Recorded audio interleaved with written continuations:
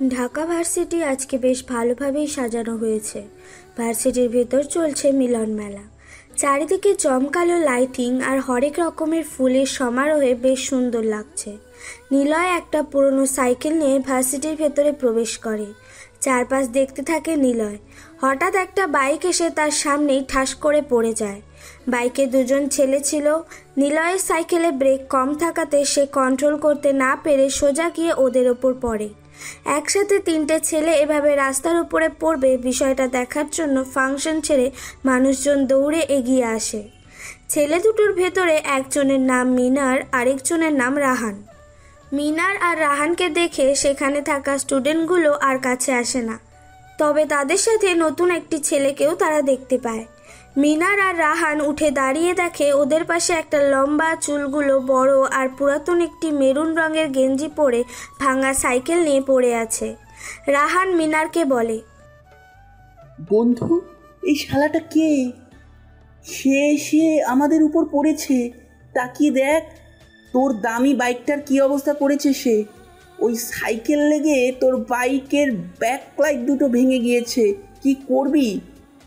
কি করব মানে? ধর শালাকে।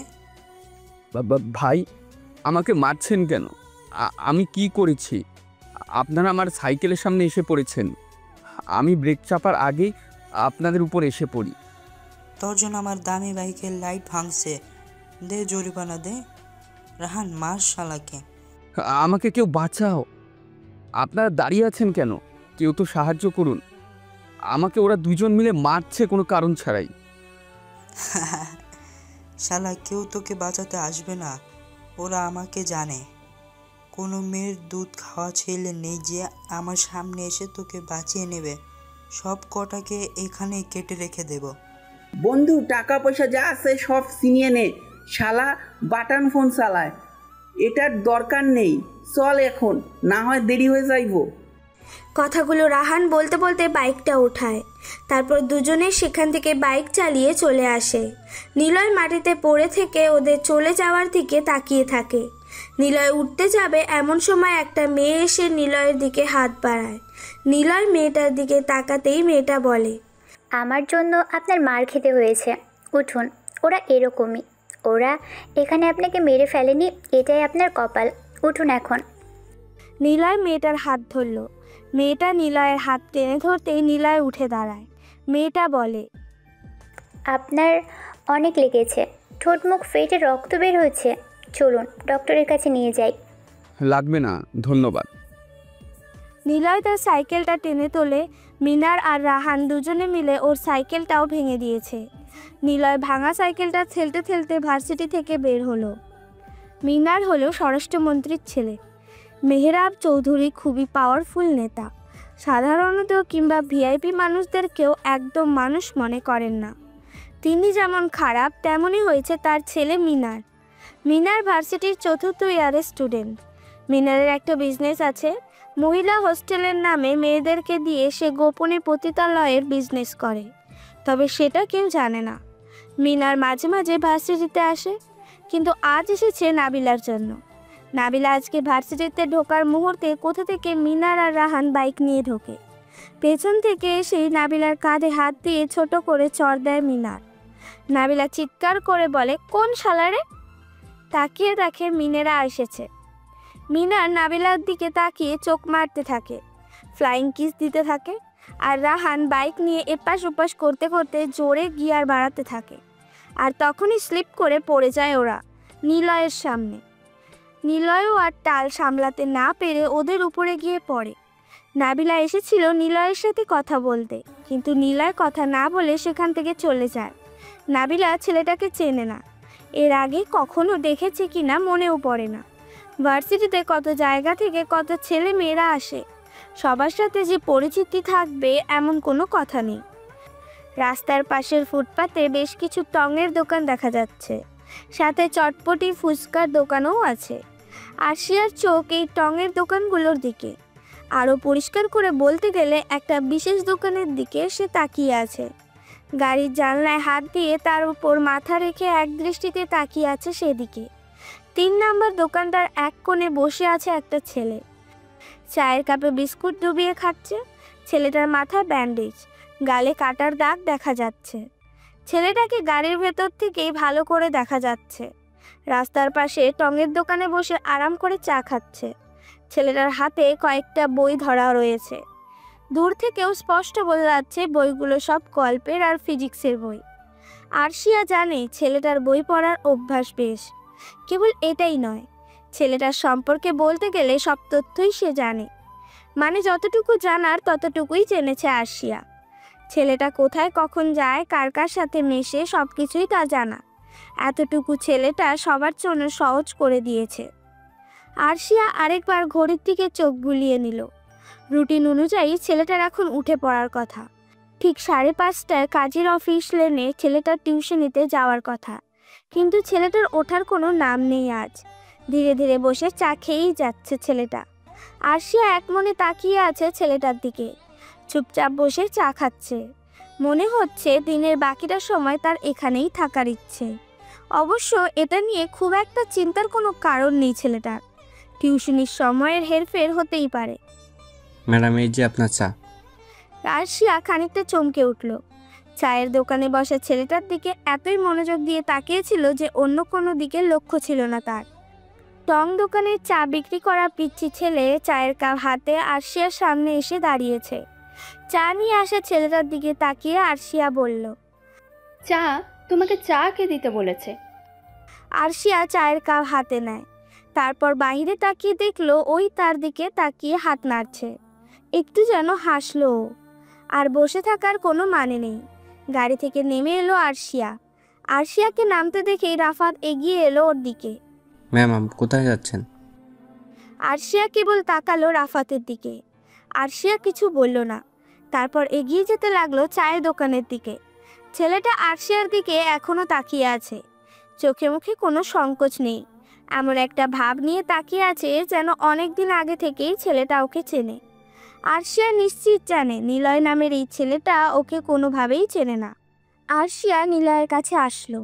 নিলয়ের সামনের বেঞ্চে গিয়ে বসলো সে, একেবারে নিলয়ের মুখোমুখি। আরশিয়ার হাতে এখনও চায়ের কাপ ধরা, তবে এখনও মুখে দেয়নি। দেওয়ার ইচ্ছেও ওর নেই। আরশিয়াকে নিলয় বলল, মানুষ এক আশ্চর্য সত্তা। সে সিমুলটেনাসলি সম্ভাবনার উৎস এবং নিজের সীমাবদ্ধতার কারিগর। সে আলো খুঁজে, অথচ কখনো কখনো নিজে তার ছায়া হয়ে দাঁড়ায়। প্রকৃত মানুষ সেই যে নিজের ভেতরের অন্ধকারকে চিনে আলোয় পৌঁছাতে জানে। হয়তো আমি সেই আলো, আপনি সেই আলোর কাছেই পৌঁছে গেছেন। মানে তেমন কিছু না, তবে নিজেকে খুব ভিআইপি মনে হচ্ছে মিস। কেন? ডিবি পুলিশের অফিসার আমার চলাচল এভাবে পর্যবেক্ষণ করবেন আমি কোনোদিনও ভাবিনি। তাহলে বলুন, নিজেকে সেলিব্রিটি ভাববো না? আরশিয়া চুপচাপ নিলয়ের দিকে তাকিয়ে থাকে। নিলয়ের কথা শুনে আরশিয়া শান্ত কণ্ঠে বলল, তা কি ফলো করা উচিত নয়? চাঁদ একা থাকে আকাশে, আর তার চারিপাশে ঝিকমিক করে, আর মানুষ চায় সেই চাঁদ ছুঁতে। হয়তো তাই মানুষ নিজেকে একাকিত্ব ঢাকতে তারাদের মতন সম্পর্ক খোঁজে, আর হৃদয়ের আকাশে কারোর জন্য চাঁদ হয়ে উঠতে চায়। কিন্তু সব চাঁদ ধরা দেয় না, আর সব তারা সঙ্গী হয় না। তবুও খোঁজাটা থামে না, কারণ খোঁজাই তো বেঁচে থাকা। আপনি এভাবে আমার সাথে কথা বলবেন না মিস্টার নিলয়। যা প্রশ্ন করেছে উত্তর দিন। ফলো করা কি উচিত নয়? মোটেও না। আমার জানা মতে আমি খুব স্বাভাবিক একজন মানুষ, যাকে বলে একদমই নর্মাল।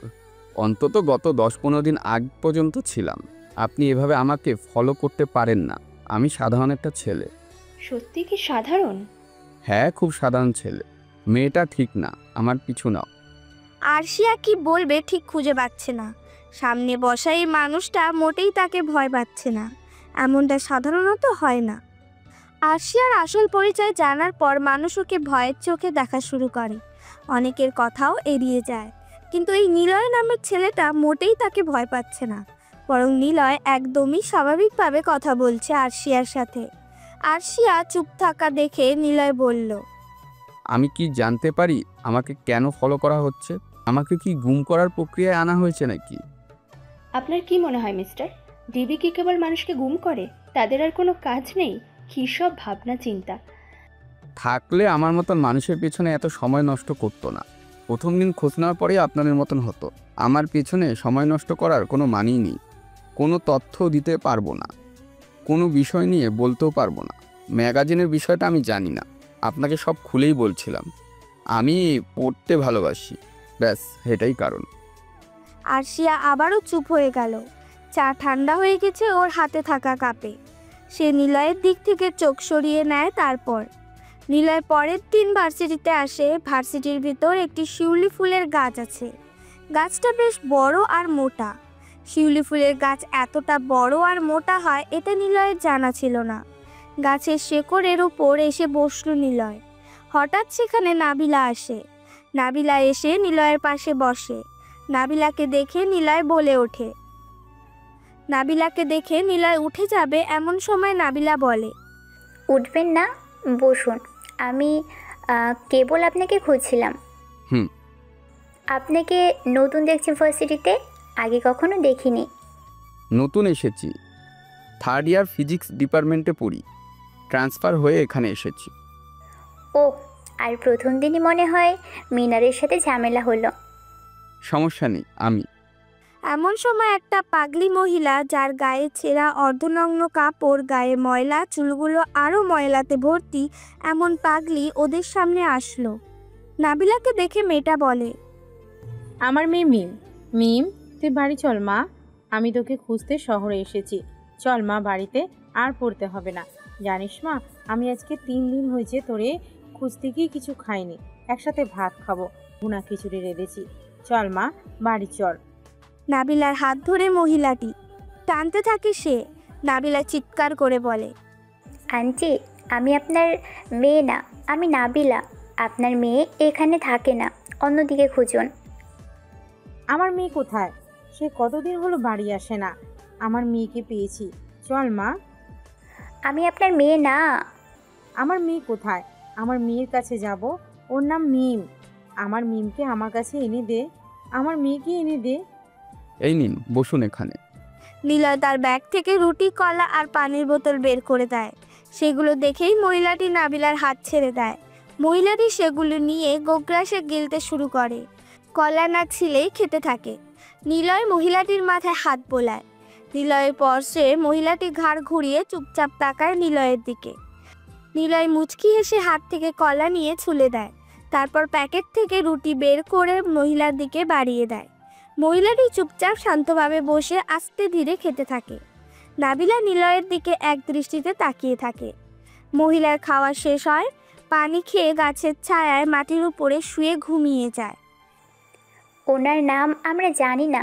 গত 3 মাস ধরে ওনাকে দেখছি। প্রথম যেদিন এখানে এসেছিল সেদিন উনি এমন পাগল ছিল না। তার মেয়ের নাম মিম, প্রথম বর্ষে পড়তো। যদিও দেখিনি, তবে ভার্সিটিতে এসে সারা জায়গা খুঁজছিল। টিচারেরাও জানে না মিম কোথায়। পরে তিনি ভার্সিটির সামনে দাঁড়িয়ে কাঁদছিল। এরপর মিনারেরা আসে সেখানে, মহিলাকে চলে যেতে বলে, কিন্তু উনি তার মেয়েকে খুঁজতে থাকে। আল নাফসা মহিলা হোস্টেলের নাম বলে মহিলাটি। তার মেয়ে নাকি সেখানেই উঠেছিল। মিমের ছবিও দেখায়।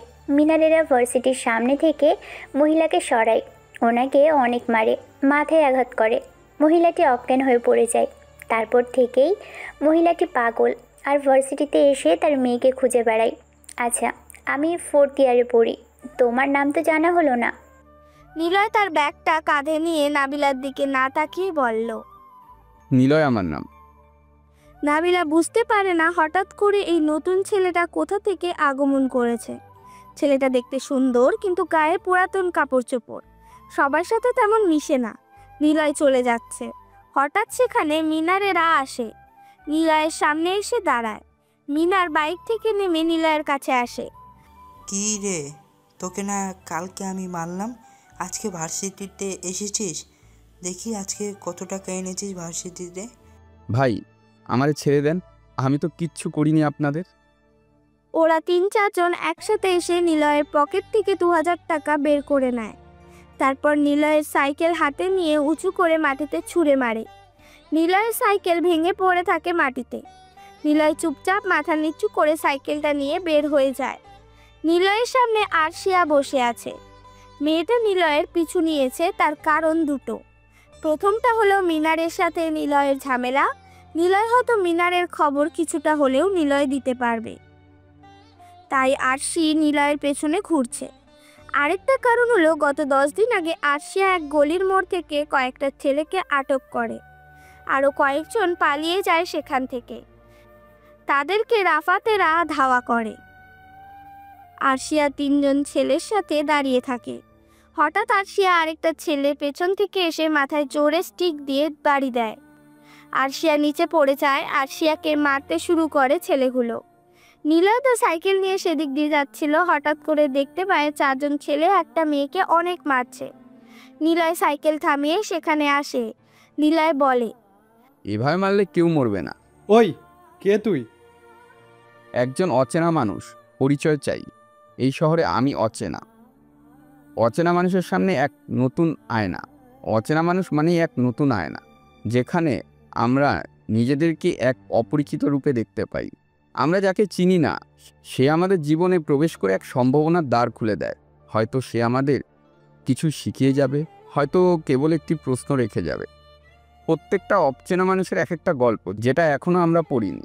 পরিচয় না জেনে তাকে বিচার করাটা যেমন একটা অসম্পূর্ণ অধ্যায় শুরু করা, তেমনি তাকে জানার চেষ্টা করাটা একটা সাহসী বোধ। কারণ সেখানে ভুল বোঝার ভয় যেমন আছে, তেমনি আছে আলো খোঁজার সম্ভাবনা। এ পাগল নাকি? জলদি কর, পালাতে হবে। আরশিয়া নিলয়ের দিকে তাকিয়ে আছে। নিলয় নিচের দিকে তাকায়, একটা ছোট্ট নাইফ পড়ে থাকতে দেখে। নিলয় সেটা তুলে নিয়ে আরশিয়ার দিকে তাকায়। মেয়েটার মাথা ঠোঁট ফেটে রক্ত বের হচ্ছে। 2টো ছেলে এগিয়ে যায় নিলয়ের দিকে। নিলয় একটা ছেলের হাতের কবজির ভিতরে ছুরি ঢুকিয়ে দেয়। সেটা বের করে আরেকটা ছেলের পায়ের মধ্যে ঢুকালো। 2টো ছেলে যন্ত্রণায় মাটিতে পড়ে যায়। পাশে থাকা ইট নিয়ে আরেকটা ছেলের মাথায় জোরে বাড়ি দেয়, সেও পড়ে যায়। আরেকটা ছেলেকে ধরে দেওয়ালের সাথে 2 বার মাথা ধরে জোরে জোরে বাড়ি দিতে থাকে। সবগুলো মাটিতে পড়ে থাকে। নিলয় এগিয়ে আসে আরশিয়ার দিকে। আরশিয়া চুপচাপ দেখতে থাকে নিলয়ের ফাইটিং। নিলয় এগিয়ে এসে আরশিয়াকে টেনে তোলে, দেয়ালের সাথে হেলান দিয়ে বসায়। ব্যাগ থেকে রুমাল বের করে চোখের উপরে, নাকের নিচে, কপালে থাকা রক্তগুলো মুছে দিতে দিতে বলে, রক্ত যখন কেবল শরীরে নয়, আত্মার ভাষা হয়ে ওঠে, তখন শত্রু আর কেবল এক ব্যক্তি থাকে না। আমি যখন শত্রুর রক্তে হাত রাঙাই, তখন সেটা প্রতিশোধ নয়, এক ধরনের অস্তিত্বের দাবি হয়ে ওঠে। যেন বলি, আমি বেঁচে আছি কারণ তুমি আমায় আঘাত করেছো। শত্রু এক নির্মম খেলা, যেখানে তলোয়ার কেবল অস্ত্র নয়, চেতনার এক প্রান্তে দাঁড়িয়ে থাকা ন্যায়ের অনুবাদ। যেন নিজের দুর্বলতা খণ্ডন করতে পারি। এই খেলায় কেউই বিজয়ী নয়, কারণ রক্ত পড়ে দুজনেরই। কেবল মাটি বোঝে কারটা আগে ঝরেছিল। Take care. নিলয় সেখান থেকে চলে যায়। আরশিয়া তাকিয়ে থাকে তার হাতে থাকা বইগুলোর দিকে। সেখানে একটা বই দেখে আরশিয়া চোখ সরাতে পারে না, আর সেই বইটার নাম ছিল মিস্টার গডফাদার। আরশিয়া জানে এই গডফাদারটা কে। সে হলো শহরের একজন মস্তান। নিলয় আরশিয়ার দৃষ্টি হারিয়ে চলে যায় বহুদূর। আরশিয়া আর কিছু দেখতে পায় না, জ্ঞান হারায় সেখানে। এভাবেই আরশিয়ার সাথে নিলয়ের পরিচয়। আরশিয়া গডফাদারের লেখা বইয়ের জন্য নিলয়কে খুঁজে বের করে। পরে জানতে পারে মিনারের সাথে নিলয়ের ঝামেলা। আরশিয়া আর কিছু না বলে সেখান থেকে চলে যায়। নিলয় ক্লাসে এসেছে আজ। মিনারও এসেছে। মিনার স্যারের সাথে বেয়াদবি করছে, কিন্তু কেউ কোনো কথা বলছে না। প্রতিটা দিন মিনারেরা এমনটা করে স্যারের সাথে। নিলয় সবার পেছনে বসা। স্যারের দিকে মিনার কাগজ ছুঁড়ে মারে। স্যার ঘুরে তাকাতেই মিনার বলে, স্যার, আপনার মেয়ে গার্লস স্কুলে পড়ে। মেয়েটা কিন্তু অনেক সুন্দর। বুকের সাইজ দেখলে মাথা খারাপ হয়ে যায় স্যার। স্যারের চোখে পানি টলমল করে। স্যার চুপচাপ মাথা নিচু করে ক্লাসরুম থেকে বের হতে যাবে, এমন সময় নিলয় উঠে দাঁড়িয়ে বলে, স্যার, যাবেন না? কুকুরের কাজ হলো একা কোনো মানুষকে দেখতে পেয়ে লাগাতার ঘেউ ঘেউ করা। কুকুরকে ঘেউ ঘেউ করতে দেন। একটা লাঠি নিয়ে এসে কুকুরকে পিটাবেন, দেখবেন পরবর্তী কুকুর আর ঘেউ ঘেউ করবে না, সাহসও পাবে না। মিনার উঠে দাঁড়ায়। সে নিলয়ের দিকে তাকিয়ে বলে, এই শালা, কুকুর বললি কাকে? কুকুরকে কুকুর বলেছি। কেউ যদি নিজেকে ভাবে তাহলে কিছুই করার নেই। ক্লাসের সবাই হাসতে থাকে। মিনারের মেজাজ খারাপ হয়ে যায়। সে উঠে নিলয়ের কাছে আসে, নিলয়ের জামার কলার টেনে ধরে। নিলয় মিনারের কানের কাছে মুখ আনে, ফিসফিস করে বলে, শোন, তোকে একটা কথা বলি। রক্তের নেশা শুধু নেশা নয়, এক বিভ্রম, এক পিপাসা, যা মানুষের অন্তর্গত অন্ধকারকে জাগিয়ে তোলে। এটি কেবল রক্ত নয়, একে একে সমস্ত নৈতিকতা, সহানুভূতি, মানবতাকে গিলে খায়। রক্তের নেশা যখন কারোর হৃদয়ে বাসা বাঁধে, তখন সে আর মানুষ থাকে না, সে হয়ে ওঠে এক ক্ষুধার্ত ছায়া। এই নেশাই যুদ্ধের আগ, হিংসার জন্ম দেয়, শান্তির বুক চিরে প্রতিশোধের আগুন ছিড়িয়ে দেয়। একজন দার্শনিক হয়তো বলতো, রক্তের নেশা আমাদের মনুষ্যত্বের পরীক্ষা। যে এর বিরুদ্ধে দাঁড়াতে পারে সেই প্রকৃত মানুষ, আর যে তাতে মত্ত হয় সে কেবল সভ্যতার ছদ্মবেশে লুকানো এক পশু। এই নেশা শুরু হয় ক্ষোভ থেকে, জন্ম নেয় বাঞ্ছনা থেকে, আর বিস্তার পায় শক্তির অহংকারে। কিন্তু শেষ কোথায়? রক্তের নেশার কোনো গন্তব্য নেই, আছে শুধু ধ্বংস, মৃত্যু আর নীরবতা। তাই আমি নীরব আছি যতক্ষণ, ততক্ষণই বেঁচে থাকবি। তোকে আমি এমন সময় মিনারের ফোন বেজে ওঠে। তাকিয়ে দেখে মেহরাবের কল এসেছে। মিনারের একটু তাড়াতাড়ি ক্লাস থেকে বের হয়ে যায়। ক্লাসের সবাই নিলয়ের জন্য হাততালি দিল। নাবিলা এগিয়ে আসে, নিলয়ের হাত ধরে বাইরে নিয়ে যায়। নাবিলা কোনো কিছু না ভেবেই নিলয়কে প্রপোজ করে। নিলয় রাজিও হয়ে যায়। শুরু হয় ওদের প্রেম। কেটে যায় 1 মাস। মিনারেরা 1 মাস আসেনি ভার্সিটিতে। নিলয়ও আসে না বেশ কয়েকদিন। তবে নিলয়ের মনে হয়েছিল ওই দিন নাবিলার সাথে তার শেষ সাক্ষাৎ, আর দেখা হওয়া কোনোভাবেই সম্ভব না। কিন্তু দেখা হয়ে গেল হঠাৎ নিলয়ের সাথে নাবিলার। নিলয়ের মন খারাপ থাকলেই একা একা সিনেপ্লেক্সে আসে মুভি দেখার জন্য, কিংবা মাঝে মাঝে প্রচুর মানুষ আছে এমন স্থানে এসে একা একা বসে থাকে। মানুষজন দেখতে থাকে আপন মনে। তারা কি করছে সেই ব্যাপারগুলো দেখতে দেখতেই সময় কেটে যায়। আজকেও এসেছিল একটা মুভি দেখবে বলে, কিন্তু তখনই নাবিলাকে দেখতে পেল। একা হলে হয়তো নাবিলার সামনে গিয়ে কিছু কথাবার্তা বলতো, কিন্তু নাবিলার সাথে একটা ছেলেকে দেখতে পেয়ে থমকে দাঁড়ালো নিলয়। ছেলেটা হলো রাহান। রাহানের বাবার অনেক টাকা। নিলয়ের একবার মনে হলো ওদেরকে এড়িয়ে চলে যাবে, কিন্তু হঠাৎই লক্ষ্য করলো ওর মনটা ভয়ঙ্কর খারাপ হয়ে গেছে। সেই সাথে নাবিলার ওপর প্রচণ্ড রাগ উঠেছে। ইচ্ছে করছে এখনই ওদের সামনে গিয়ে একটা থাপ্পড় লাগিয়ে দেয় নাবিলাকে। ভালো না বাসলে বলে দিত, নাটক কেন করেছিল? মিথ্যা ভালোবাসার কি দরকার ছিল ওর সাথে? সম্পর্কের কিছুদিনের ভিতরেই জানা যায় নাবিলা রাহানের গার্লফ্রেন্ড। নিলয়কে কেবল ব্যবহার করেছে নাবিলা। নিলয়ের টাকা নেই, গরিব বলে অপমান করে রাহানের সাথে মিশে যায় নাবিলা। আজকে যে মুভি দেখার পরিকল্পনা করেছিল নিলয়, সেটা বাদ দিয়ে দিল। এখান থেকে সোজা বাসায় যেতে হবে। বসুন্ধরার সিঁড়ি দিয়ে নিচে নামতেই দেখে ডিবি অফিসারকে দেখতে পেল নিলয়। অবশ্য আরশিয়ার গায়ে আজকে সেই দিনের মতো প্যান্ট শার্ট পরা নেই। সাদা রঙের সালোয়ার কামিজ পরে আছে আরশিয়া। পুলিশ হলেও মেয়েটার দেখতে যে সুন্দরী সে বিষয়ে কোনো সন্দেহ নেই। আরশিয়া অন্য একটা মেয়ের সাথে কথা বলতে বলতে এগিয়ে আসছে। সে তার বন্ধুর সাথে শপিং করতে বা ঘুরতে এসেছে। আরশিয়াকে দেখতেই একটা বুদ্ধি মাথায় এলো নিলয়ের মাথায়। যদিও মেয়েটা রাজি হবে কিনা নিলয় জানে না, তবুও এখন মাথা গরমের সময় কেবল মনে হলো এই কাজটা করতে পারলেই ওর মনে শান্তি আসবে। নিলয় আর কিছু না ভেবে এগিয়ে গেল মেয়েটার দিকে। বসুন্ধরার গেটে পা দিতে আরশিয়ার চোখ গেল নিলয়ের ওপর। পাশে সুজানা রয়েছে, তাই এমন একটা ভাব করে সুজানার সাথে কথা বলতে লাগলো যেন নিলয়কে সে দেখতেই পায়নি। সেদিনের চায়ের দোকানের পর নিলয়কে আর ফলো করেনি। আরশিয়ার নজর এখন কেবল ওই মেহের চৌধুরী ও তার ছেলে মিনারের দিকে রয়েছে। আরশিয়া সত্যি সত্যি বিশ্বাস করেছে নিলয় খুবই সাধারণ একটি ছেলে। নাবিলা নামের একটা মেয়ের সাথে তার ওঠা বসা, সেই হিসেবে নিলয়কে আর কোনো দরকার নেই ওর। তবে এটাও ভুলে যেতে পারছে না ছেলেটা ওর জীবন বাঁচিয়েছে। সেটা সে চাইলেও কোনোদিন মন থেকে মুছে ফেলতে পারবে না। তাই মনে মনে সিদ্ধান্ত নিয়েছিল যে ছেলেটাকে আর কোনো প্রকার জিজ্ঞাসাবাদ কিংবা ঝামেলার ভেতরে ফেলবে না। তাই আজকে যখন দেখতে পেল যে ছেলেটা সামনে দিয়ে হেঁটে যাচ্ছে, এমন একটা ভাব করলো যেন তাকে সে দেখতেই পায়নি।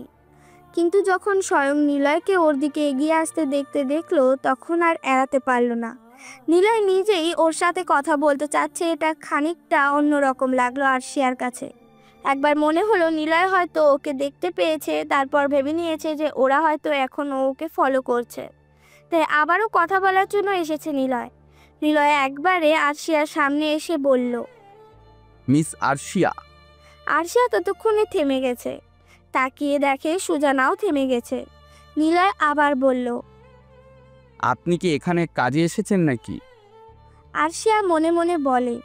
এটা ভেবে আরশিয়ার একটু স্বস্তি লাগলো। তারপর সুজানার দিকে একবার তাকালো আরশিয়া। হো গ্রেট। আমি মুভি দেখতে এসেছিলাম, একটা কারণে ফিরে যাচ্ছি। তবে এখন মনে হচ্ছে আবারও মুভিটা দেখতে চাই, কিন্তু তার আগে আপনাকে একটা ছোট্ট সাহায্য করা দরকার। আরশিয়া খানিকটা সরু চোখে তাকালো নিলয়ের দিকে। ছেলেটার গলার স্বর হঠাৎ করে পাল্টে গেছে। কাজের কারণে আরশিয়ার অনেক মানুষের সাথে কথা বলতে হয়। মানুষের কোন কথা বলার আগে কী ধরনের কণ্ঠের পরিবর্তন হয় সেটা আরশিয়ার বেশ ভালো করে জানা আছে। সেটা ছাড়াও আরশিয়ার ষষ্ঠ ইন্দ্রিয় খুব প্রবল। নিলয়কে ওর দিকে আসতে দেখে মনে হয়েছিল সামনে কোনো ঝামেলা হতে চলেছে। এখন সেই অনুভূতিটা কেন যেন আরও প্রবল হয়ে উঠল। রাহান নাবিলাকে নিয়ে কিছুটা ঘোরাঘুরির পর হঠাৎ করেই থেমে যায়। কি হলো? কিচ্ছু না, বাসায় যাব। আরে বাবা, মাত্র এলাম। তো কি হয়েছে? এখানে যাওয়া যাবে না। রাগে নাবিলার পুরো শরীরটা কাঁপছে। পুরো পৃথিবীটা অসহ্য লাগছে। রাহান ছাগলটাকে সব থেকে বেশি অসহ্য লাগছে ওর। একটু আগেও রাহানকে মনে হচ্ছিল জগতের অন্যতম সুদর্শন আর স্মার্ট ছেলে, আর এখন এই রাহানকেই সব থেকে বড় ছাগল মনে হচ্ছে। এমন কেন হচ্ছে? নিলয়ের জন্য।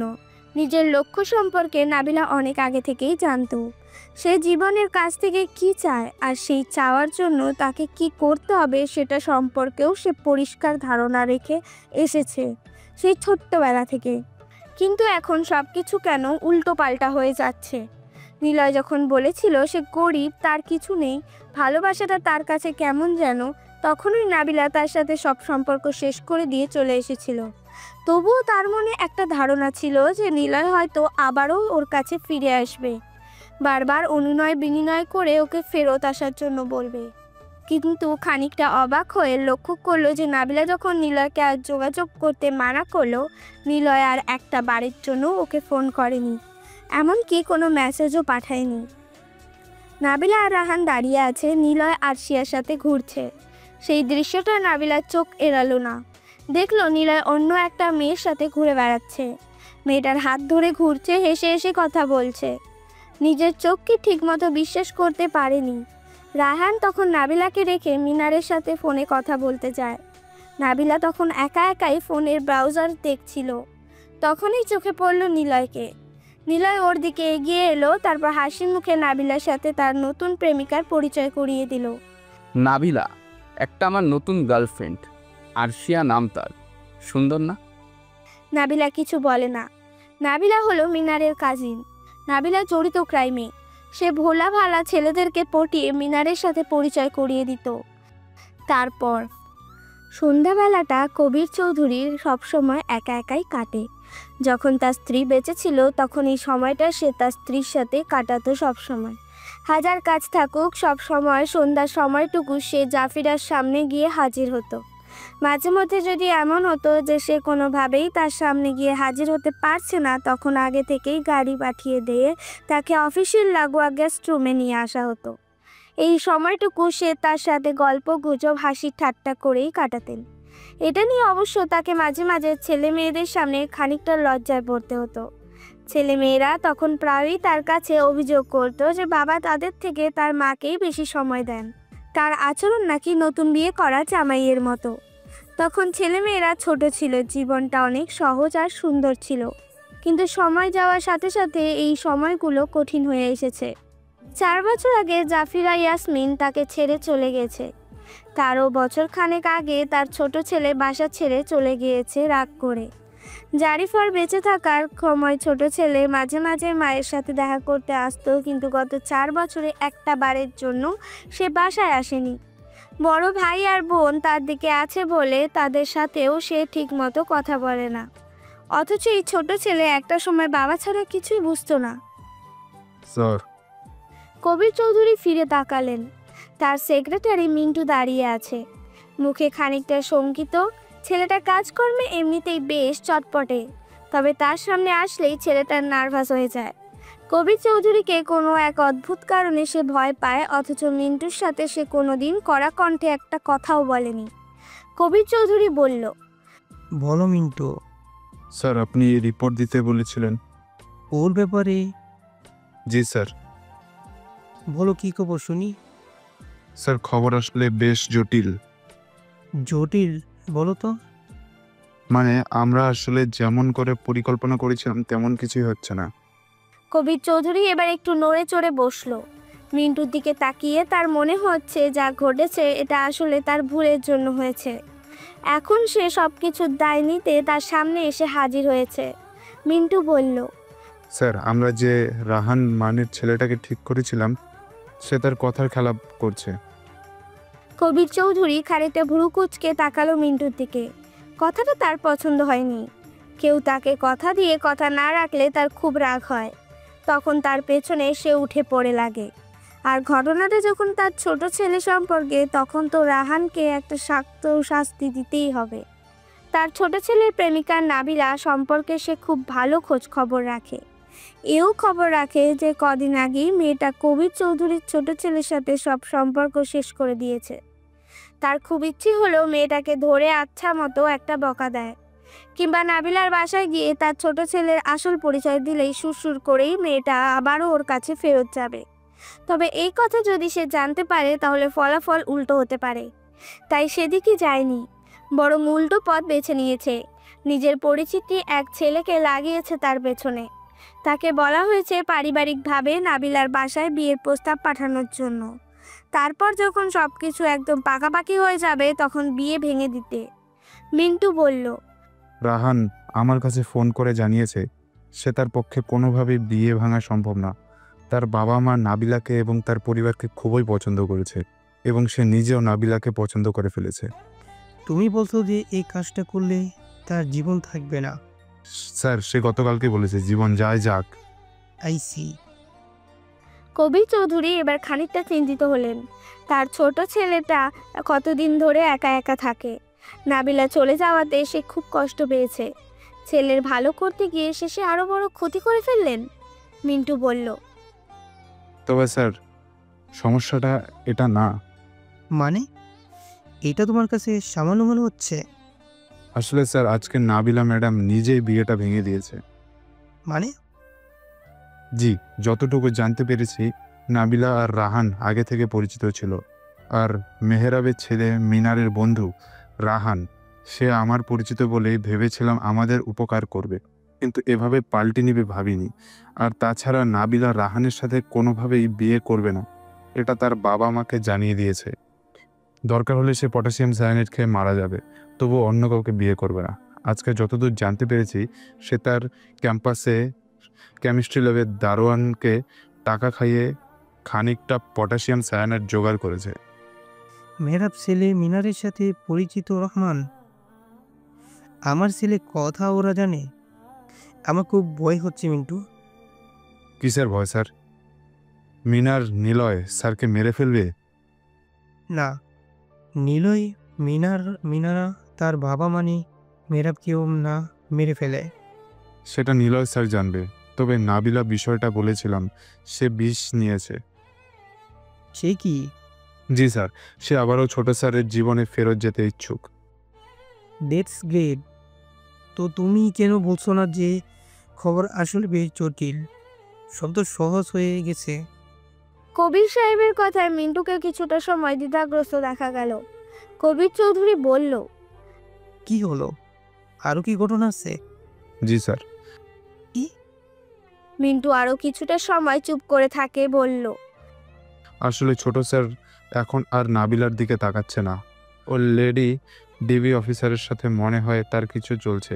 মনে আছে আরশিয়ার কথা? কবির চৌধুরী কিছু সময় কোনো কথা বলতে পারলেন না। মিন্টুর কথা ঠিক যেন বিশ্বাস করতে পারছেন না তিনি। তারপরেও আরেকবার নিশ্চিত হওয়ার জন্য বলল, ডিবি অফিসার মানে ওই আরশি আহমেদ তো? জি স্যার। পুরো দেশে কম করেও কোটিখানিক মেয়ে আছে যার সাথে তার ছোট ছেলে সম্পর্কে জড়াতে পারত, আর সে কিনা খুঁজে খুঁজে এই মেয়ের পিছনেই ঘুরেছে। কবির চৌধুরীর অবস্থা বুঝতে পারে মিন্টু। সে বলল, গত সপ্তাহে তাকে নিয়ে এমন মুভি দেখতে গিয়েছিল সিনেপ্লেক্সে। আবার গত পরশু দিন বৃষ্টির মধ্যে ছোট স্যার হঠাৎ করে তার অফিসের সামনে গিয়ে হাজির হয়। তারপর তাকে বাইরে ডেকে আনে। দুজন অনেকটা সময় বৃষ্টির ভেতরে মিন্টু রোডে একদিক ওদিক ঘোরাঘুরি করে। তারপর এক সময় ছোট স্যার মিন্টু কথাটা বলতে গিয়েও থেমে গেল, ঠিক যেন মুখ দিয়ে বলতে পারছে না। কবিরের সামনে বলতে দ্বিধা বোধ করছে। কবির চৌধুরী মিন্টুর না বলা কথাটা বুঝে গেলেন সহজেই। তারপর বললেন, আচ্ছা ঠিক আছে, আরও তো নতুন নিউজ। ডিবি অফিসার আজ 2 দিন ধরে বাসা থেকে বের হয়নি। এদিকে ছোট স্যার বাসা থেকে বের হচ্ছে না। নিলয় স্যারের কোনো ইনফরমেশন পাচ্ছি না। একটা পাগলি মহিলা আছে, মহিলার নাম ফরিদা। ফরিদা মানে মিমের মা? হ্যাঁ স্যার, আমার ধারণা বা আপনার ধারণা সেটা করেছে। সেটা যদি ঘটে তবে দেশে শুরু হবে তাণ্ডব। এই নীলয়কে আটকাতে হবে। মিমের বিষয়টা যেন নীলয় জানতে না পারে, এমনকি ডিবি অফিসারও না। মিমের কথা যদি নীলয় জানতে পারে তবে মেহেরাব বা মিমের উপরে তুফান চলবে, সব কিছু বরবাদ করে দিবে নীলয়। জি, ফরিদার সাথে ছোট স্যার সব সময় থাকে। মহিলা যদি কোনোভাবে নিলয় স্যারকে মিমের বিষয়টা বলে তাহলে সমস্যা হবে। আচ্ছা, চোখ রাখো ওর উপর। এরপরে কি করতে হবে সেটা আমি বলে দেব। কবিরের কথা শুনে মিন্টু বলতে গেলে একেবারে দৌড়ে চলে গেল অফিস থেকে। কবির চৌধুরী আবারও নিজের চিন্তার মাঝে হারিয়ে গেল। তাকে আবারও নতুন কিছু ভাবতে হবে। যেভাবে ভেবেছিলেন আরশিয়া আহমেদকে এড়িয়ে যাবে সেভাবে কাজটা আর করা যাবে না। নতুন করে কিছু করতে হবে, এমন কিছু যাতে আরশিয়া মেয়েটা কিছু না করতে পারে, আবার তার ছোট ছেলেরও যেন কোনো ক্ষতি না হয়। তার ছেলে যদি আরশিয়াকে পছন্দ করে থাকে তাহলে মেয়েটার কোনো ক্ষতি করা যাবে না, অন্যভাবে সামাল দিতে হবে। নিলয়ের ফরিদার সাথে কথোপকথন ও নতুন বিপদ। নিলয় ফারিদার পাশে বসে আছে। ফারিদা সাদা 1 টাইম প্যাকেটে খিচুড়ি খাচ্ছে। নিলয় এনে দিয়েছে, সামনে একটা বোতলে পানি রাখা। নাবিলা নিলয়কে সেদিন প্রপোজ করেছিল। নিলয় রাজি হয়েছিল, তার কারণ নিলয় জানত নাবিলা মিনারের লোক। মিনারের সাথে তার শত্রুতা নেই, কিন্তু মেহরাবের সাথে তার শত্রুতা, কারণ মেহরাবের জন্য তার মা জারিফা তার থেকে চলে গেছে। আর মেহরাবের কাছে পৌঁছতে নিলয়ের মিনারের প্রয়োজন, সেজন্যই এখানে আসা। আর সেই সুবাদে নাবিলার সাথে তার খাতির করতে হয়। কিন্তু নিলয় এটা জানে রাহান তার খবর পৌঁছানোর জন্য এসেছিল। ফারিদার খাবার খাওয়া শেষ হয়, সে নিলয়ের দিকে তাকায়। নিলয় চুপচাপ বসে আছে। ফারিদা বেগম বিড়বিড় করে বলল, আমার মেয়ে কোথায়? ও খুব পায়েস খেতে পছন্দ করে। আমি কতদিন হলো তার জন্য রাঁধি না। আমার মেয়ের ইচ্ছে ছিল সে চাকরি করে আমাকে তার কাছে রাখবে। ওর বাবা আমাদের রেখে চলে যায়, একটা মহিলার সাথে থাকে। মিম কখনো তার বাবার সাথে দেখা করেনি। ওর ঢাকা ভার্সিটিতে চান্স হওয়ার সুবাদে ওর সাথে আমি ঢাকাতে এসেছিলাম। মেস খুঁজে পাচ্ছিলাম না, সবখানে বুক হয়ে যায়। ভার্সিটির সামনে বসেছিলাম, তখন ভার্সিটির দারোয়ান বলে তার কাছে একটি মেসের খবর আছে। মেসটা ভার্সিটি থেকে একটু দূরে, তবুও ভাড়া কম, নিরিবিলি বেশ। আমরা মেসের ঠিকানা নিই। মেসের নাম আল নাফসা ছিল। আমি ওর সাথে যেতে চাচ্ছিলাম, এমন সময় গ্রাম থেকে কল আসে আমার মা অসুস্থ হয়ে পড়ে, আমার তাড়াতাড়ি চলে যেতে হয়। মিম একাই সব ম্যানেজ করে নিতে পারবে বলে জানায়। এরপর 1 মাস ওর সাথে আমার ঠিকমতো কথা হয়। একবার এসে দেখেও গিয়েছিলাম। হঠাৎ করে ওর ফোন বন্ধ পাই, তাকে কিছুতেই খুঁজে পাই না। ভার্সিটিতে এসেও খুঁজি, মিম নামের কেউ ভর্তি হয়েছিল, সে নাকি কোনো দিন ক্লাসও করেনি। বুকটা আমার কেঁপে ওঠে। আমি ঠিকানা জোগাড় করে মহিলা মেসে যাই। সেখানে গিয়ে জানতে পারি মিম নামের কেউ থাকে না, আর সেখানে গেটে থাকে ছেলে গার্ড। আমাকে ভিতরে ঢুকতে দেয়নি। আমার মেয়ে কোনো হদিশ পায় না। তারপর কয়েকজন ছেলে আমাকে মাথায় মেরে রাস্তার পাশে ফেলে দেয়। একটা ডাক্তার আমাকে সুস্থ করে, কিন্তু আমি ঠিকমতো সুস্থ হতে পারিনি। সেই ডাক্তার সব শুনে বলে এভাবে আমি যদি তার মেয়েকে খুঁজি তবে পাবো না, পাগল হয়ে ঘুরে তাকে খুঁজতে হবে। মিনারেরা খুব খারাপ, ওরা মেরে ফেলতে পারে, আর মহিলা হোস্টেলটা ওর মালিকাধীন। তারপর থেকে আমি পাগল হয়ে ঘুরছি। আমি আমার মিমের খবর চাই। আমার মেয়ে কোথায় আছে খুঁজে দিবা বাবা। তুমি কে? আমাকে কেন এমন করে সেবা করো? আমাকে দেখে সবাই দূরে চলে যায়। পাগল বলে মিনারেরা আমাকে কিছুই বলে না। কেউ তেমন আমাকে সাহায্য করেনি। ফারিদা বেগমের কথা শুনে নিলয় তার ব্যাগের চেইন লাগালো, সামনের দিকে তাকিয়ে বলে, মনের তীব্র যন্ত্রণা যেন নিস্তব্ধ আগুনে পুড়ে থাকা আত্মা। কেউ দেখে না, কেউ বোঝেও না, কিন্তু প্রতিটি নিঃশ্বাসে তার ছায়া পড়ে। যখন হৃদয় বিষণ্ণতায় ডুবে যায়, তখন পৃথিবীর সব শব্দ নিষ্প্রাণ হয়ে যায়। এই যন্ত্রণার কোনো আঘাত হয় না। এটি এক ধরনের শূন্যতা, যেখানে অনুভব আছে কিন্তু ব্যাখ্যা নেই। মানুষ ভাবে কষ্ট মানেই কান্না, কিন্তু প্রকৃতিতে কষ্ট তো তখনই হয় যখন চোখের জল আসে না, কেবল হৃদয়ের গভীরে জমে থাকা নিঃশ্বাস, আর্তনাদ সব কিছু গ্রাস করে নেয়। দুঃখ একা আসে না, সে সঙ্গে করে আনে আত্মসমালোচনা, অপরাধবোধ এবং এক অনন্ত প্রশ্ন, আমি কি সত্যি ভালোবাসার যোগ্য? তবু এই যন্ত্রণায় হয়তো আমাদের মানুষ করে, কারণ যারা সত্যিকারের ভেঙে পড়ে তারাই নতুন করে গড়ার শক্তি খুঁজে পায়। যন্ত্রণা যদি না থাকে তবে আত্মার গভীরতা পেত না। মানে? আপনি যে পাগলের বেশে ছিলেন সেটা প্রথম দিনই বুঝেছিলাম। আপনার হাতে কোনো ময়লা ছিল না, আপনার হাত পরিষ্কার ছিল, আপনার পায়ের তলাতেও কোনো কাটা ছেঁড়ার দাগ ছিল না। মনে হচ্ছিল খানিক আগেই জুতো খুলে এসেছেন। তুমি বেশ বুদ্ধিমান। নিলয় মুচকি হাসলো। এমন সময় তাদের ক্লাস টিচার হারুন চিৎকার করতে করতে মাঠের ভেতর আসলো। চিৎকার করে বলতে থাকে।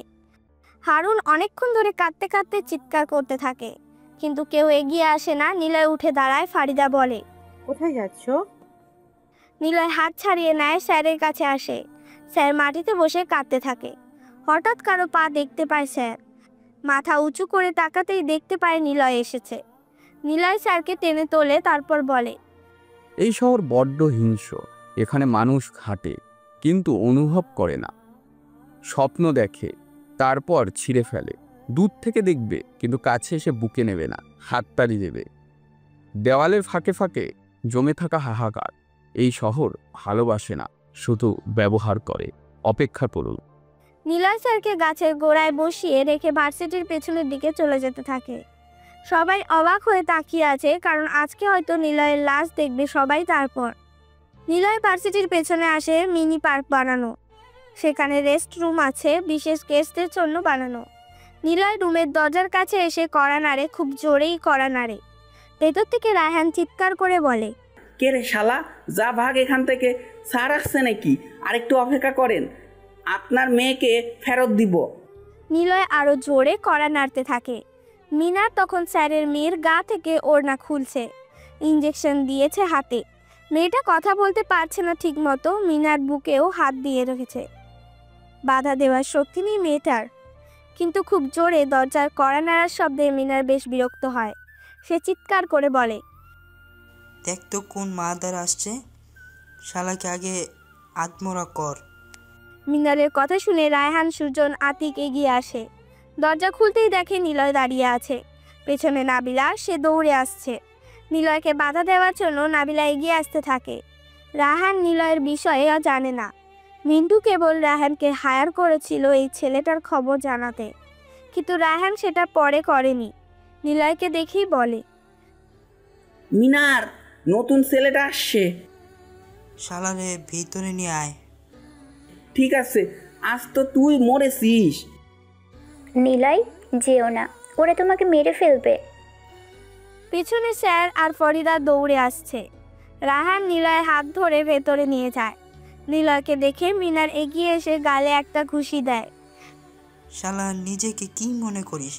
সেদিন ক্লাসে কথাটা বলিনি তোকে মারবো, আজকে তো লাশও পাবে না কেউ। নিলয় কিছু না বলে স্যারের মেয়ের দিকে তাকায়। গায়ে শুধুমাত্র ব্রা পড়ে আছে। নিলয় মাথা নিচু করে চুপচাপ দাঁড়িয়ে থাকে। মিনার ওর লোকেদের বলে, শালারে পিঠটা, আমি আমার কাজ করি। মিনার কথাটা বলে এগিয়ে যায় মেয়েটার দিকে। এমন সময় একটা খুব আস্তে ভীষণ রকম যন্ত্রণা আর দম আটকে যাওয়ার অত্যচিৎকারে মিনার ঘুরে তাকায়। সুজন নামের একটা ছেলের কানের ভেতর দিয়ে একটা চিকন ছুরি ঢুকিয়ে দিয়েছে নিলয়। সুজন সেখানেই ঠপ করে পড়ে যায়। ভয়ে ওদের তিনজনের হাত পা কাঁপছে। নিলয় সুজনের গা থেকে শার্ট খুলল, তারপর মেয়েটার দিকে এগিয়ে গিয়ে সেটা পরিয়ে দেয়। আতিক এগিয়ে আসে, নিলয় তার কোমরে গাঁজা পিস্তলটি আতিকের চোখে সোজা তাক করে, ট্রিগারে চাপ দেয়, ঠাস করে শব্দ হয়।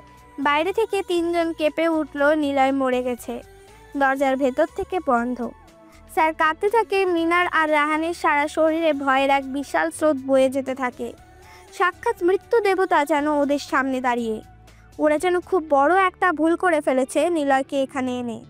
রাহান কোনো কিছু না ভেবেই নিলয়ের পা জড়িয়ে ধরে কাঁপা কাঁপা গলায় বলল, ভাই ভাই আপনি কে? শকুন যতই উপরে উড়ুক না কেন, তার চোখ সবসময় নিচের দিকেই থাকে। শিকার করার নেশায় সে আকাশে উড়ে নিচের দিকে তার নজর রাখে। আমি হলাম আন্ডারওয়ার্ল্ডের গডফাদার নিলয়। এখানে এসেছিলাম মিনারের জন্য, তার বাবার কাছে পৌঁছানোর জন্য। আমার আরও একটা পরিচয় আছে, বিজনেসম্যান ও আন্ডারওয়ার্ল্ডের নেতা কবির চৌধুরীর ছোট ছেলে আমি। ভাই আমাকে মাফ করে দেন, আমি ভুল করেছি, আমাকে দয়া করে মারবেন না। নিলয় মুচকি আসে, সুজনের কান থেকে ছুরিটা বের করে, তারপর রাহানের গলায় সোজা ঢুকিয়ে দেয়। নিলয় মিনারকে বলে, ওকে, গুড বাই। নিলয় তার পিস্তল দিয়ে মিনারকে গুলি করে। তারপর নিলয় মেয়েটাকে নিয়ে বাইরে বের হলো। নিলয়কে দেখে সবাই অবাক হয়। পেছনে মেয়েটা। স্যার এসে তার মেয়েকে জড়িয়ে ধরে। তারপর আরশিয়া চোখ মেলে কিছু সময় সিলিংয়ের দিকে তাকিয়ে রইল কিছুটা সময়। তারপর একটু কাত হয়ে জানালার দিকে তাকালো। সন্ধ্যা থেকে খুব বৃষ্টি হচ্ছিল, কিন্তু এখন আকাশে চাঁদ দেখা যাচ্ছে। চাঁদের আলো এসে পড়েছে ঘরের ভেতর। চারিদিকটা অন্যরকম লাগছে। আরশিয়ার নিজের কাছে কেবল যেন অদ্ভুত লাগছে। ইদানিং এই ব্যাপারটা শুরু হয়েছে। কাজকর্ম থেকে ফোকাস সরে যাচ্ছে। এমনটা তার সাথে এর আগে কোনো দিন হয়নি। এই ছেলের সাথে পরিচয় হওয়ার পর থেকে সব কিছু এলোমেলো হয়ে গেছে। মানুষের জীবন কেন এমন হবে? সে নিজের জীবনটা তো নষ্ট করেছে, সেই সাথে আশেপাশের মানুষগুলোতে প্রভাবিত করে ফেলেছে। খুব দ্রুতই নিলয়ের কাছ থেকে দূরে চলে যাওয়া উচিত, কিন্তু আরশিয়া দূরে যেতে তো পারছেই না, বরং আরও কাছে চলে আসছে। আরশিয়া কি কোনোদিন ভেবেছিল যে এমনভাবে একজনের সাথে পরিচয় হবে? দুনিয়ার এত ছেলে থাকতে সে কিনা এমন একজনের সাথে তার ভাব হচ্ছে, যার বাবা এদেশের সবচেয়ে বড় আন্ডারগ্রাউন্ড ক্রাইমের হেড। দেশে যত রকমের অর্গানাইজড ক্রাইম হয় সেটার নিয়ন্ত্রক নিলয়ের বাবা কবির চৌধুরী। যতই নিলয় তার বাবার সাথে না থাকুক বা তার সাথে কোনো সম্পর্ক না রাখুক, নিলয় যে তার ছেলে এটা কোনোভাবেই অস্বীকার করার উপায় নেই।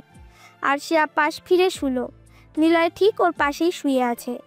আজকে সে ভার্সিটি থেকে সে আর বাইরে বের হয়নি। নিলয় ঘুমন্ত চোখের ওপর চাঁদের আলো এসে পড়েছে নিলয়ের। অদ্ভুত মায়াময় লাগছে মুখটা। আরশিয়ার মুখে আপনা আপনি একটা হাসি দেখা দিল। ছেলেটার চেহারার দিকে তাকিয়ে থাকতে ভালো লাগছে ওর। কি অদ্ভুত এই মানুষের মন। কদিন আগেও এই ছেলেটাকে চিনত না, কোনো দিন এই ছেলের সাথে তার ভাব হওয়ার কথাও ছিল না। গলির মোড়ের ওই ঘটনার পর থেকেই নিলয়ের প্রতি একটা আলাদা অনুভূতি তৈরি হয়েছিল। কেন হয়েছিল সেটা আরশিয়ার জানা নেই। ছোটবেলা থেকে সে কখনোই অন্যের সাহায্য নিতে অভ্যস্ত নয়। যা করেছে জীবনে সব নিজে নিজেই। কারো সাহায্য নিলে সেটা সাথে সাথেই ফেরত দেওয়ার চেষ্টা করতো সবসময়। কিন্তু নিলয়ের সাহায্যের ব্যাপারটা ছিল অন্যরকম। কোনোভাবেই সেটা ফেরত দিতে পারার কথা না। মনের ভেতর তাই একটা অস্বস্তি বোধ করছিলই। তারপরে বসুন্ধরাতেই ছেলেটার সাথে আবার দেখা হয়ে গেল আরশিয়ার। নিলয় যখন বলল যে কিছু সময়ের জন্য তার প্রেমিকার ভূমিকাতে অভিনয় করতে, তখন প্রথমে একটু মেজাজ গরম হয়েছিল, তবে সেটা সামনে নিয়ে রাজি হয়ে গেল। ওর প্রাক্তন প্রেমিকার সাথে পরিচয় করিয়ে দিল। আরশিয়া সত্যি মজা লাগতে শুরু করলো তখন। নাবিরা মেয়েটা নিলয়ের গরিব চালচলন দেখে প্রতারণা করে নিলয়কে ছেড়ে গেছে। আরশিয়ার এই ব্যাপারটা একদম সহ্য করতে পারে না। আরশিয়ার এইরকম মেয়েদেরকে কষে একটা চড় মারতে ইচ্ছে করে। যদি ভালো চাকরি আর ভবিষ্যতে তোদের প্রধান লক্ষ্য থাকে, তাহলে বাপু তোমরা কেন প্রেম পীড়িতের ভেতরে যাবা? একবারে ভালো চাকরিওয়ালা বড়লোক ছেলেকেই ধরো না, তা না। তোমরা নিজেদের পছন্দ মতো ছেলেকে পছন্দ করবে, প্রেম করবে, তাকে স্বপ্ন দেখাবে, তারপর নিজেও ভালো চাকরির বোঝা চাপিয়ে দেবে কেন? আরশিয়া সব শুনে এই জন্যই রাজি হয়েছিল। এবং নাবিলা নামের মেয়েটার মুখের ভাব দেখে আরশিয়ার সত্যিই ভালো লাগছিল। নিলয় যে ওকে ছেড়ে আরশিয়ার সাথে নতুন সম্পর্ক করছে এটা নাবিলা কিছুতেই বিশ্বাস করতে পারছিল না। সেদিন নিলয়ের সাথে মজা করে মুভি দেখেছিল আরশিয়া, সময় তার ভালো কাটেছিল। আরশিয়া ভেবেছিল ওখানেই বুঝি সব শেষ হয়ে যাবে, কিন্তু সেটা হলো না। ঠিক তারপরও তো নেই নীলের সাথে আবার দেখা হলো। এবার অবশ্য নিলয় নিজেই দেখা করতে এসেছিল। ওর অফিসের গেস্ট রুমেই বসেছিল নিলয়। নিলয়কে দেখে বেশ অবাক হয়েছিল, সেটা সে লুকোনোর চেষ্টা করেনি। আপনি এখানে? দেখা করতে এলাম। তাই বলে সোজা ডিবি অফিসে? নিলয় হাসলো। কিছু সময় টুকটাক কথা বলে পরে নিলয় বলল, আপনি কি সত্যি সত্যি চৌধুরী আর মেহরবের পেছনে লেগেছেন? কিছু সময় টুকটাক কথা বলার পরেই নিলয় বলল। আরশিয়া খানিকটা অবাক হয়ে দেখলো যে নিলয় নিজের বাবাকে নাম ধরে ডাকছে। মেহরাবকে নিলয় চেনে।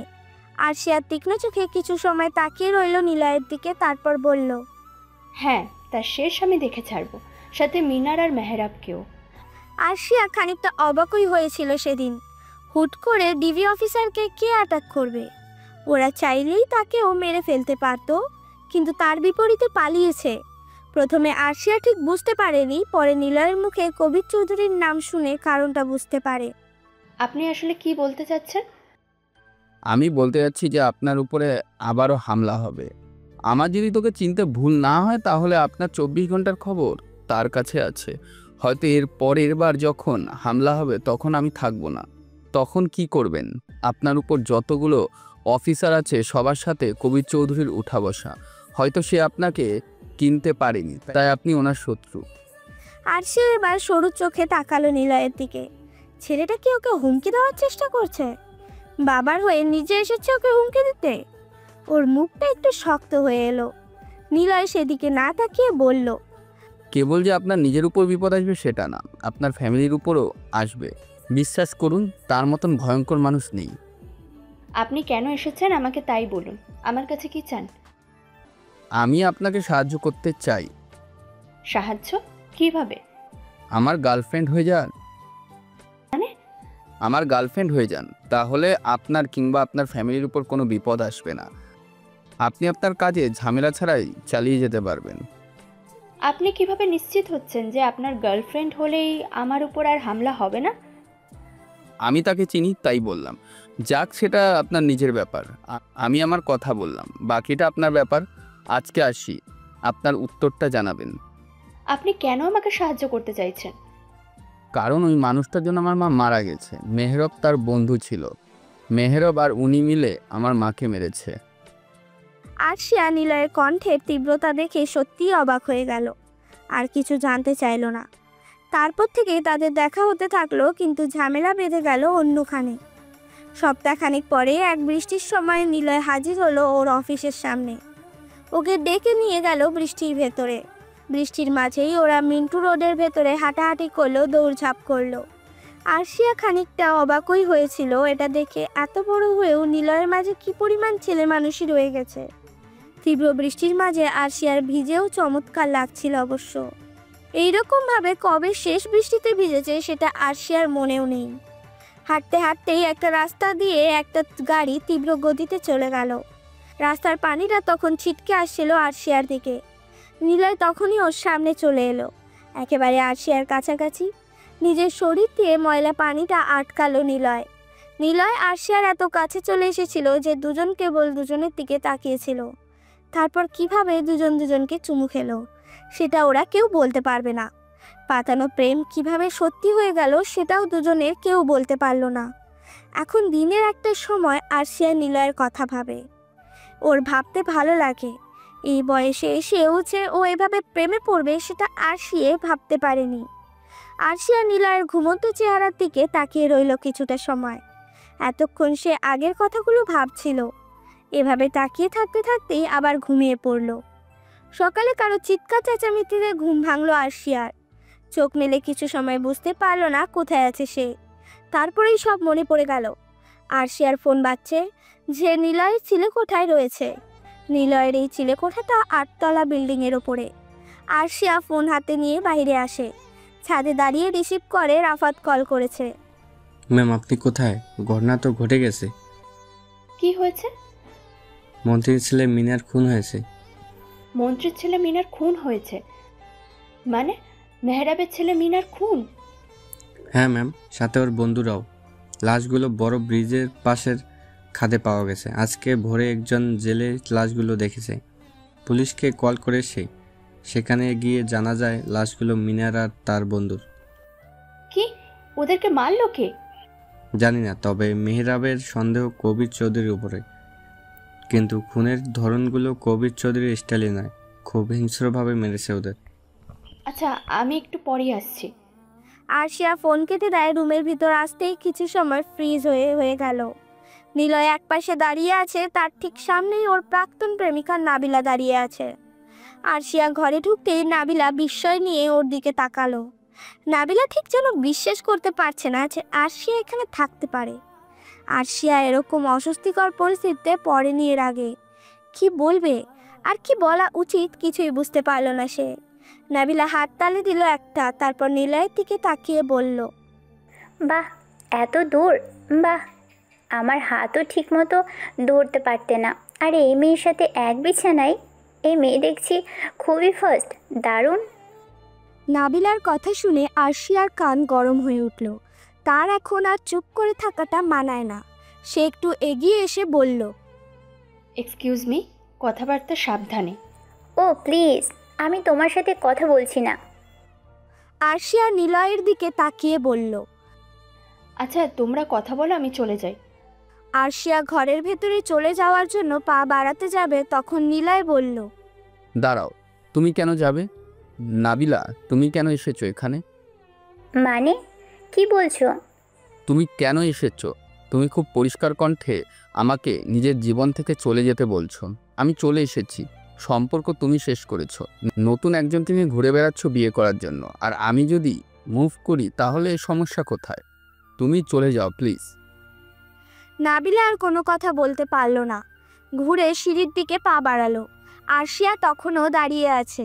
নিলয় ওর দিকে তাকিয়ে একটু হাসার চেষ্টা করলো, তারপর বলল, নাস্তা করবে না? আরশিয়া ধীরে ধীরে নিলয়ের দিকে এগিয়ে এলো। নিলয় বলল, সরি, সকালটা এভাবে শুরু হবে ভাবিনি। আমিও না, তবে বেশ ভালোই হয়েছে। ভালো? কি ধারণা? সেটা অজানা থাকুক, আমার যা বুঝে নেওয়ার নিয়েছি। আচ্ছা থাকো, বের হতে হবে। মিনার খুন হয়েছে। মেহরাবের ধারণা কবির চৌধুরী খুনটা করিয়েছে, পুরনো শত্রুতার রেস ধরে। পুলিশ ব্রিজের নিচে লাশ পেয়েছে। কেউ জানে না কখন ঘটনাটা হলো। কেসটা দেখি কতদূর নিয়ে যায়। আসি এখন। আরশিয়া চলে গেল। কবির চৌধুরী তার বড় ছেলে নেহানের সাথে ব্যবসার কিছু ব্যাপার নিয়ে আলোচনা করছিল। এমন সময় মিন্টু দরজা থেকে মাথা তুলে ভেতরে তাকালো।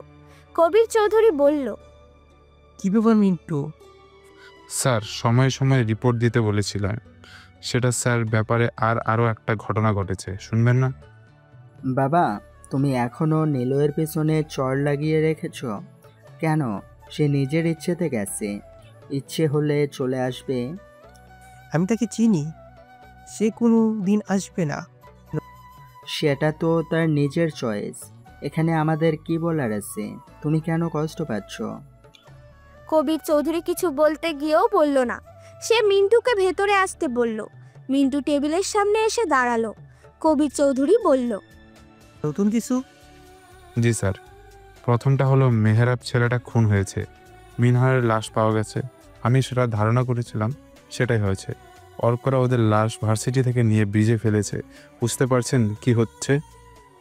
এই ছেলেটার ভালো হলো না, নিলয়ের যেন কিছু না হয়। স্যার, ছোট স্যারের কিছুই হবে না, অফিসারের সাথে থাকেন তিনি। মানে? স্যার, আমার মনে হচ্ছে ওই লেডি অফিসারের সাথে ছোট স্যার সিরিয়াস কিছু শুরু হয়েছে। মানে হওয়ার কারণ? কোন লেডি অফিসার? আরশিয়া আহমেদ। নেহানের চোখে এবার তীব্র বিস্ময় দেখা গেল। সে আরশিয়া আহমেদকে ভালো করেই চেনে। আরশিয়া আহমেদ ওই সেই অফিসার যে ওর পেছনে লেগেছে বেশ কিছুদিন ধরে। কবির চৌধুরীর দিকে তাকিয়ে বলল, এসব কি বাবা? দুনিয়াতে আর মেয়ে পেলে না? সে অফিসারটার কাছে যেতে হলো? ব্যাপারটা ঘটে গেছে, তাকে সরানো হুমকি দিয়েছিলাম, কিন্তু মাঝখান দিয়ে নিলয় এসে হাজির হয়। তারপর নিলয় নিজ থেকে এই আরিশা আহমেদের কাছে গিয়ে হাজির রয়েছে। আমার কাছে প্রথমে মনে হয়েছিল নিলয় এটা ইচ্ছে করে করেছে মেয়েটাকে রক্ষা করার জন্য, কিন্তু এখন দেখি ব্যাপার সব অন্যরকম যাচ্ছে। তো কি হয়েছে? এই মেয়ে আমাদের জন্য হুমকি স্বরূপ, তুমি খুব ভালো করে জানো, তাহলে তাকে সরিয়ে দিচ্ছ না কেন? কবির চৌধুরী কিছু সময় চুপ করে রইল, তারপর বলল, শুনো, তোমাকে একটা কথা বলি, আমি ভালো করে বলে দেই, আমরা যাই করি, যেমনই করি না কেন, আমাদের লড়াই সবসময় সামনে মানুষটার সাথেই হবে, সরাসরি। তখন তার ফ্যামিলি, বন্ধু বান্ধবের সাথে নয়। তুমি জানো এই নিয়মে ব্যতিক্রম বলে কি হবে? এই কারণে তোমার মাকে আমি হারিয়েছি। আমি চাই না এমন কিছু আর ঘটুক। সে তোমার ছোট ভাইয়ের বন্ধু, সে এখন আমাদের ফ্যামিলি, তার ক্ষতি কোনোভাবেই করা যাবে না। পরিষ্কার বুঝতে পেরেছ? এই কথা যেন নষ্ট না হয়। আমি অন্যভাবে তার সাথে মোকাবেলা করব, কিন্তু ক্ষতি না। নেহান কথা বলল না। কবির চৌধুরী তখন ঠান্ডা কণ্ঠে বলল, পরিষ্কার হয়েছে কথা? জি বাবা। আমি তোমার সাথে পরে কথা বলবো। নেহান খানিকটা অসন্তুষ্ট ভাবেই উঠে দাঁড়ালো, তবে কিছু বলল না আর। বাবার হুকুমের বিপরীতে যাওয়ার সাহস তার নেই। নেহান চলে যেতেই কবির চৌধুরী মিন্টুর দিকে তাকালো আবার, তারপর বলল, তোমার এরকম মনে হওয়ার কারণ? গতদিন আগে আরশিয়া আহমেদ অফিস থেকে ছুটি নিয়ে এবং ওই পুরাটা সময় সেই ছোট স্যারের সাথে থাকছে। এবারে পুরোটা সময়। ইউ মিন ওর বাসায়? হ্যাঁ, কখনো স্যার ওই চিলেকোঠায়, আবার কখনো আরশিয়া ম্যাডাম কোয়ার্টারে। ওই মেয়ের সাথে কেউ না থাকে না? থাকে স্যার, বাবা মা আছে, এক ছোট ভাই আছে। ছোট ভাইয়ের পরীক্ষা শেষ হওয়ার কারণে তারা গ্রামের বাড়িতে গিয়েছে। কবির চৌধুরী কিছু সময় চিন্তিত হলেন। এই মেয়ের ব্যাপারে তিনি কি করবেন ঠিক বুঝতে পারছেন না। প্রথম থেকেই এর দিকে আরো ভালো করে নজর দেওয়া দরকার ছিল। যদিও এখনো বিপদের কিছু নেই, কিন্তু অস্বস্তি লাগছে তার। মিন্টু বলল, স্যার, আরেকটা ঘটনা। কি ঘটনা? ওই যে নাবিলা ছিল না, হ্যাঁ, তার আবার কি হলো? সে বাবার স্যারের বাসায় গিয়ে হাজির হচ্ছে। মনে হয় সে আবার স্যারের কাছে ফিরে আসতে যাচ্ছে।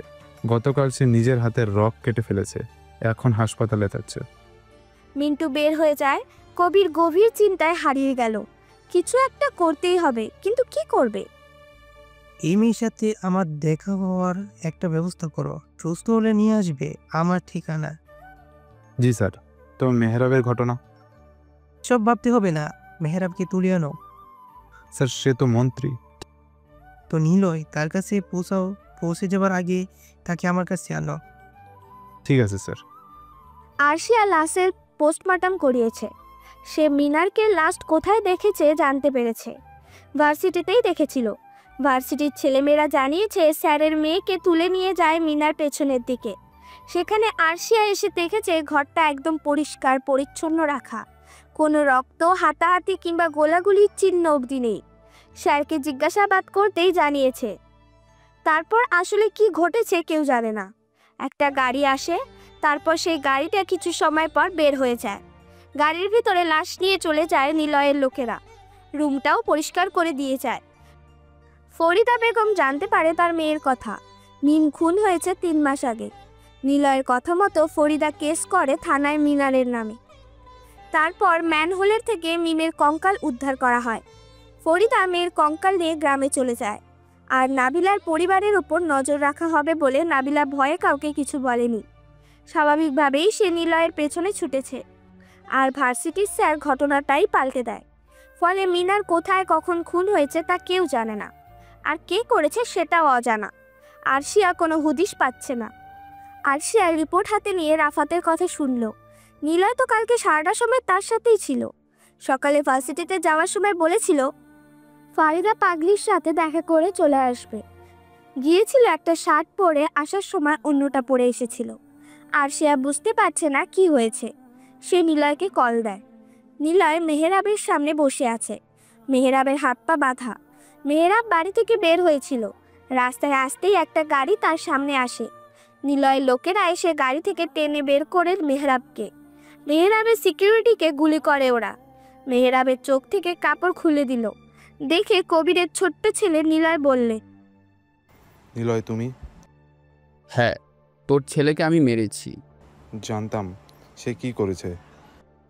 সে তেমন কিছুই করেনি, শুধু বাঘের শিকার করা খাবারে কুকুরের মতন ভাগ বসাতে চেয়েছিল। পতিতালয় চালায়, আমার সাথে ঝামেলা করেছিস, মেরে দিয়েছি। কৈফত দেওয়ার সময় নেই, ইচ্ছে হয়েছে মেরেছি। আমাকে তুলে আনছো কেন? আমার মায়ের খুনিকে তো মারতেই হবে। বল বসির কোথায়? আমি জানি না। বসির তোর ছোট ভাই, বল সে কোথায়? আমি সত্যিই জানি না। বলবি না যখন, শোন, দেশ থেকে এক্ষুনি চলে যা। মন্ত্রীকে মারার জন্য তোর নামে কেস হবে, তোর নাম গডফাদার। আরশিয়া যেন ভাবে খুনটা তুই করেছিস। ঠিক আছে স্যার। নিলয় আরশিয়ার দেওয়া কল রিসিভ করলো। আরশিয়া বলে, কোথায় তুমি? লাইব্রেরিতে নতুন বই এসেছে, কিনতে আসলাম। তুমি কোথায়? ও আচ্ছা, পরে দেখা করব। আরশিয়া কল কেটে দেয়। কিছু সময় পর জানতে পারে মেহরাব খুন হয়েছে, আর খুনি দেশ থেকে পালিয়েও গেছে। ওর নাম গডফাদার। সে মিনারকেও খুন করেছে। সপ্তাহখানিক পর আরশিয়ার মন ইদানিং কোনো কারণ ছাড়াই ভালো থাকে। এর পেছনে যে নিলয়ের হাত আছে সেটা কাউকে বলে দিতে হবে না। ছেলেটার মাঝে অন্যরকম কিছু একটা আছে। আরশিয়া সেটা পরিষ্কার বুঝতে পারছে, কিন্তু তার ভেতরে যে কি আছে সেটা কিছুতেই বুঝতে পারছে না। আর সবচেয়ে বড় কথা হচ্ছে, নিলয় কোনোভাবেই তার বাবার মতো নয়। তার বাবাকে সে ঘৃণা করে, আর সেই ব্যাপারটা এখনও পরিষ্কারভাবে জানতে পারেনি। নিলয়ের কাছে জিজ্ঞেস করতেও পারেনি। কেবল সে জানে বছর 4 আগে একবার কবির চৌধুরীর উপরে হামলা হয়েছিল। কবির চৌধুরী তখন গাড়িতে করে তার বাসার দিকে যাচ্ছিল, সাথে তার স্ত্রীও ছিল। হামলাতে কবির চৌধুরী কিছু না হলেও তার স্ত্রী অর্থাৎ নিলয়ের মা মারা যায়। যদিও তার বছরখানেক আগেই নিলয় বাসা ছেড়ে চলে গিয়েছিল, তবে তখনও মাঝে মাঝেই মায়ের কাছে আসতো। মা মারা যাওয়ার পরে আর আসেনি সে। নিলয় নিজের মায়ের মারা যাওয়ার পেছনে কবির চৌধুরীকে দায়ী করেন। আর সে চুপচাপ হাঁটছিল রাস্তা দিয়ে। অফিসের গাড়িটা আজকে সে আনেনি, একটা রিক্সা নিয়ে নিলয়ের ওখানেই যাবে। ওদের ব্যাপারটা এখনও অফিসে জানে না, আর সে এখনোই সেটা মানুষকে জানাতে চায় না। পরে এসব নিয়ে ভাবা যাবে। অফিস থেকে একটু দূরে এসে দাঁড়ালো রিক্সার জন্য। এখান থেকে গাড়িগুলো খুব দ্রুত এগিয়ে যাচ্ছে। আরশিয়া নিলয়কে ফোন দিতে গেল। ফোন বের করে কল দিতে যাবে, তখনই ওর চোখের কোণে একটা কিছু ধরা পড়ে। একটা মাইক্রোবাস ঠিক ওর সামনে এসে থামলো। মাইক্রোবাসের দরজা খুলে গেল। আরশিয়া নিজের কোমরে গোজা পিস্তলটা বের করার সুযোগ পেল না। তার আগে একটা ঠান্ডা কিছু স্পর্শ পেল ওর কোমরে। কানের কাছে এসে কেউ বলল, কোনো চালাকি নয়, চুপচাপ গাড়িতে উঠুন। আরশিয়া 2 হাত দুজন ধরে ফেলেছে। মুখ দিয়ে কিছু বলতে যাবে, তার আগে কেউ একটা রুমাল চেপে ধরলো ওর মুখে। ওকে ঠেলে দিল গাড়ির ভেতরে। গাড়ির দরজা বন্ধ হয়ে গেল। পুরো ঘটনা ঘটতে আধা মিনিটের কম সময় লাগলো। কেউ লক্ষ্যও করলো না। পুরো ঘটনাটা ঘটতে আধা মিনিটের কম সময় লাগলো, কেউ লক্ষ্যও করলো না। আরশিয়া তার সামনে রাখা জুসের গ্লাসের দিকে তাকিয়ে আছে। জুসের গ্লাসের ঠিক পাশেই একটা ট্রেতে একটা স্যান্ডউইচ রাখা, সবার শেষ একটা মিনারেল ওয়াটার। আরশিয়া অন্য কিছুতে না হাত দিয়ে কেবল পানির বোতলটা হাতে নিল। বোতল খুলে একটু পানি খেলো। ওকে কোথায় আনা হয়েছে সেটাও বলতে পারবে না, তবে ওকে যে ঘরে রাখা হয়েছে সেটা মোটেও বন্দিশালা মনে হচ্ছে না। সাদা পেইন্ট করা চমৎকার দেওয়াল, খুব বেশি আসবাবপত্র নেই। একটা সেমি ডাবল খাট রয়েছে, তার পাশে একটা সোফা সেট, সামনে একটা ছোট রিডিং টেবিল, আর টেবিলের ওপাশে একটা চেয়ার। ব্যাস, আর কিছুই নেই। একটা জানালা রয়েছে, তবে সেটাতে ভারী আর দামি পর্দা দেওয়া। ঘরে মৃদু এসি চলছে। আরশিয়া চারদিকে তাকিয়ে দেখতে লাগলো। রুমের অবস্থা দেখে আরশিয়ার মনে খানিকটা দ্বিধা জন্ম নিয়েছে। রুম দেখে মনে হচ্ছে ওকে কোনো হোটেল রুমে রাখা হয়েছে, এবং হোটেলটা বেশ দামি হোটেল, সেটাও বুঝতে পারছে। এখানে কেন আনা হয়েছে ওকে? পকেটে হাত দিয়ে দেখলো ওর মোবাইল ফোনটা সাথে নেই, তবে পিস্তলটা সাথেই রয়েছে। ওরা এটাকে নিয়ে নেওয়ার চেষ্টাও করেনি। আরশিয়ার মনে হলো এখনই সামনের দরজা দিয়ে বেরিয়ে যায়, সামনে যাকে পাবে তাকেই গুলি করে দেবে। ওকে জোর করে নিয়ে আসা হয়েছে এখানে, নিজেকে রক্ষার জন্য এই কাজটা সে করতেই পারে। কিন্তু তারপরেই মনে হলো ওকে অজ্ঞান করেই নিয়ে এসেছে। ওর কাছে যে পিস্তল আছে সেটা ওরা জানে। ওকে তুলে নেওয়ার সময় আরশিয়া সেটা বুঝতে পেরেছিল। পকেট থেকে মোবাইল ফোন নিয়ে গেছে, অথচ পিস্তল নেয়নি। এই কারণটাও কিছুতেই বুঝতে পারছে না। আরশিয়া কি করবে সত্যি বুঝতে পারলো না। ওকে এখানে কেন আনা হয়েছে সেটাও বুঝতে পারছে না। পালিয়ে যেতে মন চাইলেও এখানে এভাবে আনার পেছনের কারণ জানতে ইচ্ছে করছে। এই জন্যই ও চুপচাপ বসে আছে। অবশ্য খুব বেশি সময় অপেক্ষা করতে হলো না। কিছু সময় পরেই দরজাটা খুলে গেল। দরজার দিকে তাকিয়ে নিকিতা খানিকটা চমকে গেল। স্বয়ং কবির চৌধুরী সামনে দাঁড়িয়ে আছে। শান্ত সৌম্য চোখে তাকিয়ে আছে ওর দিকেই। ধীরে ধীরে এগিয়ে এসে সামনে রাখা চেয়ারে বসলো কবির চৌধুরী। তারপর আরশিয়ার দিকে ওর মোবাইল ফোনটা বাড়িয়ে দিল। আরশিয়া ততক্ষণে নিজেকে সামলে নিয়েছে। মনে মনে ঠিক করে নিয়েছে কবির চৌধুরীকে কি বলবে।